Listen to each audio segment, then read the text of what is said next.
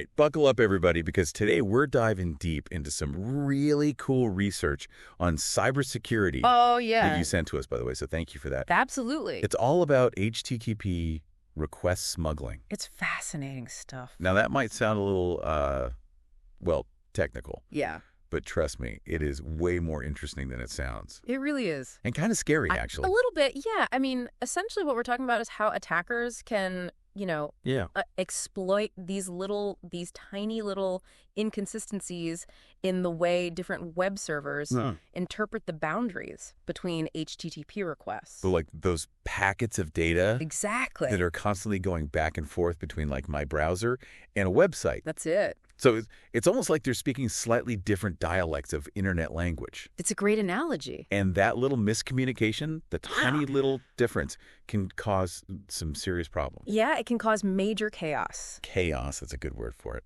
And, for anyone who is really interested in web security, I think you'll find this really captivating. Oh, I'm definitely captivated already. Good. So we're going to figure out how these attacks actually work. Absolutely. But also, like, how common are these attacks? Yeah, that's a good question. And what can attackers actually do with this knowledge? I mean, some of the stuff they can pull off is mind-blowing, seriously. Okay, well, I am all ears. Right. But before we get into, like, the really technical details of how this all works, Sure.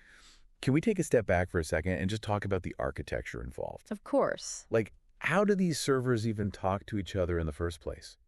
Right. So most modern web applications actually use multiple servers. Okay. And it's kind of like, imagine a restaurant, right? Okay. You have the front end server, which is like the waiter taking your order. Right. And then you have the back end server, which is like the kitchen Gotcha. that's actually preparing your food. Okay, I like that. So the front end server takes your request, like, I want a burger and fries, and then they pass that along to the back end. Okay, that makes sense. And then the back end does its thing. So where does the vulnerability come in? So the exploit kind of hinges on these servers disagreeing on where one request ends and the next one begins. So like the waiter is accidentally combining my order Exactly. with the person at the table next to me? Yeah, it's like they're getting their appetizer before I've even finished ordering my main course. Oh, that's a good analogy. Yeah, so that's essentially what's happening here, but with code instead of food. Okay, I'm starting to see how that could be a problem. Right. But how do they actually disagree? Hmm. Like, I mean, it's code, right? Like, it should be pretty clear cut. Well, the problem is that the way that HTTP1, that's the protocol that governs these conversations, right? It defines the end of a request in a couple of ways. Okay. And this is where the issue comes in. So there are two main ways: content length and transfer encoding. All right, so content length. That's like saying this message is exactly 100 characters long. Yeah, straightforward. Easy. So, right. So what about transfer encoding? So transfer encoding is a little bit more complex. Yeah. It's kind of like sending a message one word at a time, and each word has a little flag that says, like, end of word. Oh, interesting. And so it's called chunked encoding. Hmm. And it can be more efficient, actually, but it's also way more prone to misinterpretation. So, like, one server is expecting a whole sentence. Yeah. And the other one is expecting individual words, and then things get mixed up. And the HTTP1 specification, it actually says that if both of these are present, we should favor transfer encoding. Okay. But not all servers actually follow that rule strictly. Oh, really? So you end up with the front-end server, right, interpreting the request one way. Yeah. And the back-end server saying, no, I see it this way. And that's where the attacker sneaks in. That's exactly it. Oh, wow. And what makes it even trickier is that this chunked encoding in requests, which is what we're talking about here, it's not something that a lot of security testers are even familiar with. Really? Because browsers don't usually use it. So it can really fly under the radar. That's so sneaky. It is. So how many ways are there for these servers to, like, get their signals crossed? So there are three main types of smuggling attacks based on how these discrepancies are exploited. Ooh, okay. Give me the rundown. Right. So we have CLTE, TECL, and TETE. They sound like like secret agent codes. Yeah, they do, don't they? What do they actually mean? So think of CL as content length and TE as transfer encoding. Okay, I can remember that. So in a CLTE attack, the front-end server relies on content length, while the back-end server is using transfer encoding. And what the attacker does is they craft this request that makes it look like the request ends prematurely from the back-end's perspective. So any data after that point is seen as the next request. Exactly. By the back end, but the front end is totally oblivious. That's it. Wow. So then you have TECL. Okay. And that's the reverse. Okay. So the front end is using transfer encoding, and the back end is saying, nope, I'm sticking with content length. Okay. And in this case, the attacker might include a chunk that's actually longer than what the content link header says. Oh, so they're messing with the expected length. You got it. Either making it seem shorter or longer than it actually is. Exactly. Now, TETE is where things get really interesting. Hey, boy. So here, both servers support transfer encoding, right? But the attacker finds a way to make one of the servers ignore the transfer encoding header. What? How do they even do that? There are tons of ways to do this. Like adding an extra space or changing the capitalization, things like that. Wow. So even though both servers can speak the same language, they're subtly changing the accent. I like that. And confusing one of them. Exactly. So no matter which way these servers are misinterpreting the request length. Right. The attacker can sneak in these extra commands. Exactly. It's like hiding a secret message in plain sight. That is a perfect way to describe it. So, yeah. So that's how the attacker does it. But how do they even find these vulnerabilities? Oh, that's the question, isn't it? Like, is it just randomly sending requests and seeing what sticks? Well, there's a bit more to it than that. Okay. Timing is really key here. Okay. So one technique that they use is they send requests that would cause like a noticeable delay if the vulnerability exists. Oh, so they're basically sending out a probe and listening for an echo. That's a good way to think about it. Clever. Yeah, so for instance, with CLTE, you could send a request with a transfer encoding header. But a content length that's too short, like intentionally too short. Yeah. And if the backend server is using transfer encoding, it'll keep waiting for the rest of that chunk, causing a delay. So it's like sending a text message that's like, to be continued. Exactly. And then never sending the rest. And the server's just sitting there waiting. Waiting for something that's never going to come. Exactly. Oh, man. And with TECL, you do the opposite. You send a chunk that's longer than the specified content length, again, making the back end wait for data that doesn't exist. So clever. Yeah. So by watching these timing differences, security researchers can identify potential vulnerabilities. Exactly. But how do they confirm it's actually request smuggling? The million-dollar question.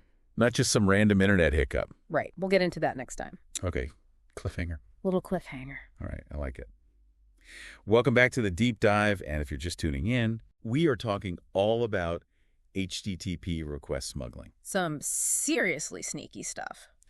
Now, last time, we left off with this big question. Oh, yeah. Of how security researchers can actually confirm that they're dealing with request smuggling. Right. And not just like some random internet glitch, you know. Because the internet can be glitchy. It can be. So how do we know? Yeah, how do we know for sure? So basically, it comes down to looking for clues in how the server responds. Okay. So the idea is to send two requests really quickly, one after the other. Right. The first one is called the attack request. Okay. And that's the one that's designed to trigger the vulnerability. Right. And then right after that, you send a normal request.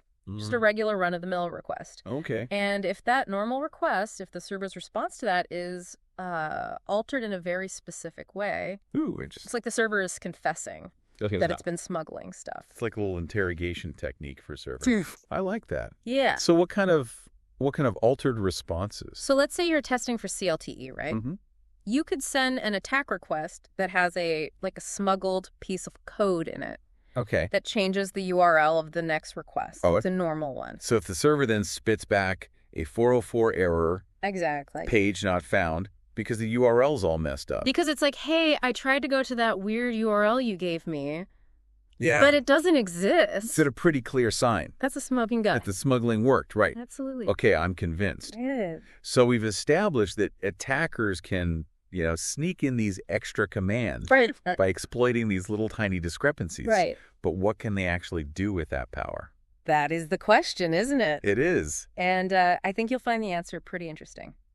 Okay, lay it on me. So we're talking about bypassing security measures, stealing sensitive information, even hijacking other users' requests. Whoa, hijacking requests. That sounds like... It's pretty wild stuff. Straight out of a spy movie. It really is. Like, how is that even possible? So imagine a web application that has, some kind of front-end security control.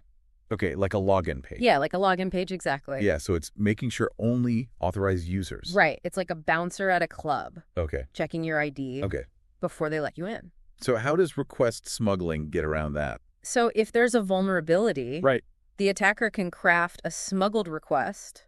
Okay. That's targeting like a restricted area, like an admin panel or something. So it's hidden inside what looks like a normal request. Exactly. So the front-end server, our bouncer, doesn't even see it. They're completely oblivious. It's like slipping past the bouncer when they're distracted. It's a great analogy. Yeah. So the back-end server, right, totally oblivious to the security check. Right. They have no idea. Processes the smuggled request. As if it were any other request. Giving the attacker access to all this stuff that they shouldn't see? Exactly. It's like getting backstage at a concert. Wow. Just by blending in with the crowd.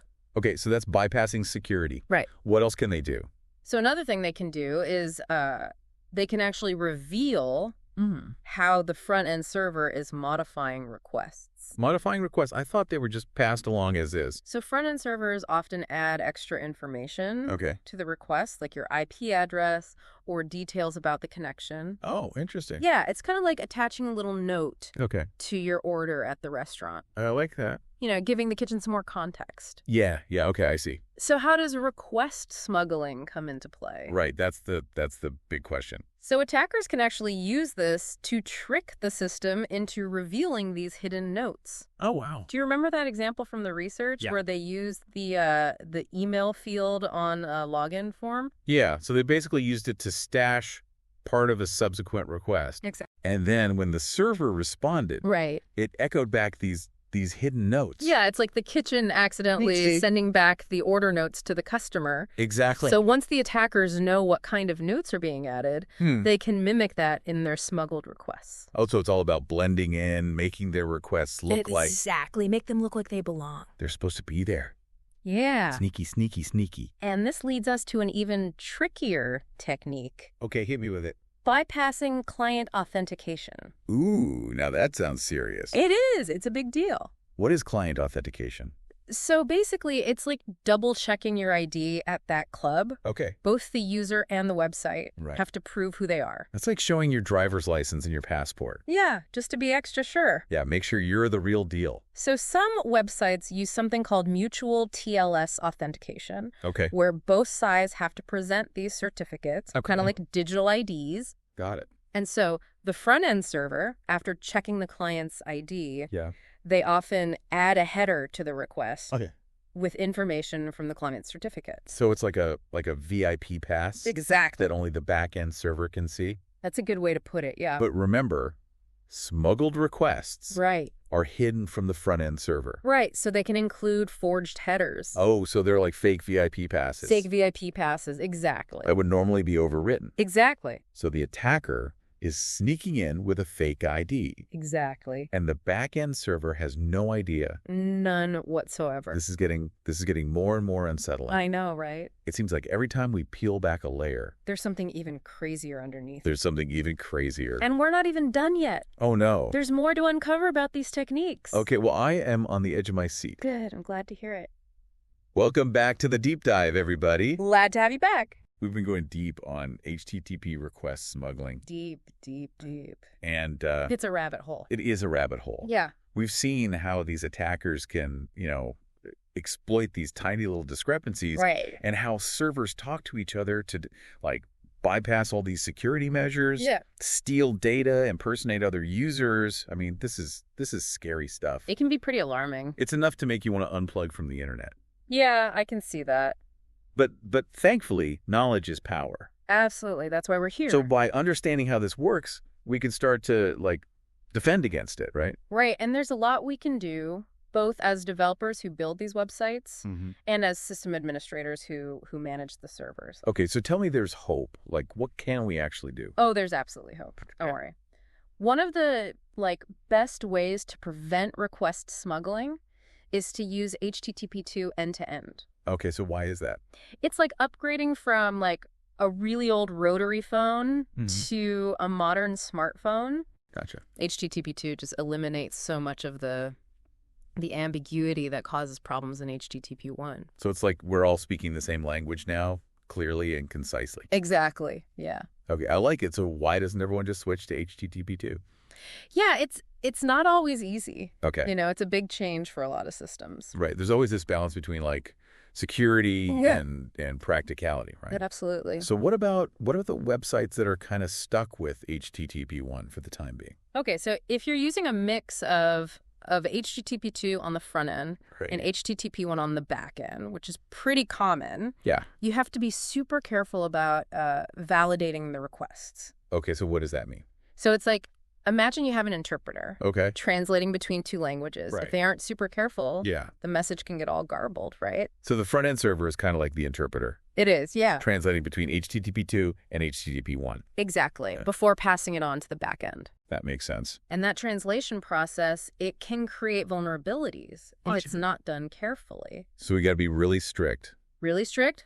Follow the spec to the letter. Don't let anything slip through the cracks. Exactly. Reject anything that looks even a little bit suspicious. Like weird formatting in the headers. That's one example, yeah. What else can we do? So another strategy is request normalization. Okay, now what's that? So that basically means cleaning up any requests that are, ambiguous before they get sent to the back end. Okay. So it's kind of so we're making sure all the ingredients are measured out properly? Yeah, prepping your ingredients. Before we start cooking? Before you start cooking, exactly. I like that. And then on the back end server also needs to be careful rejecting any requests that are still ambiguous. Even after we've cleaned them up? Yeah, it's like having a really strict bouncer. Got it. Who doesn't let anything sketchy through the door. Better safe than sorry. I like it. And it's also important to never assume that a request won't have a body. Because that's a common oversight that can lead to request smuggling issues. So we always got to check the trunk of the car. You never know what's in there. You never know. You never know. Okay, good advice. And then with those server errors, it's always best to just discard the connection. Play it safe. Yeah, better safe than sorry. It's like seeing a suspicious package. Yeah. You don't open it yourself, you call the experts. Exactly. Okay, got it.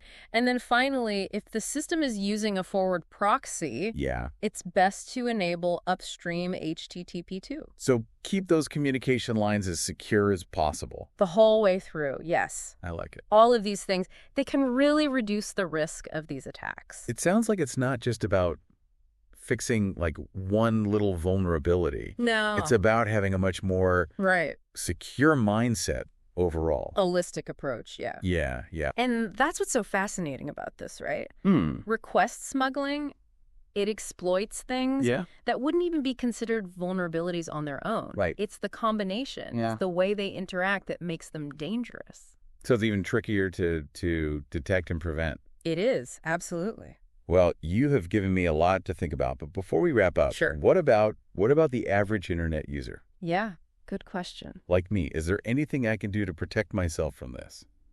So honestly, most of the responsibility is on the developers and the administrators to implement these security measures. Okay.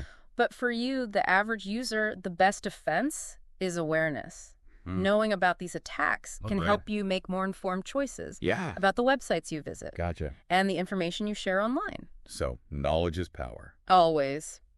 Well, this has been an incredibly insightful deep dive. Oh, it's been my pleasure. Thank you so much for breaking down this complex topic. Yeah, of course. And for explaining it in a way that is understandable. Yeah. But also, engaging. Good. And for our listeners, thank you so much for joining us. Yes, thank you. On this adventure through the world of request smuggling. It's been fun. Until next time, stay curious, stay vigilant. And stay safe. And stay safe out there on the internet.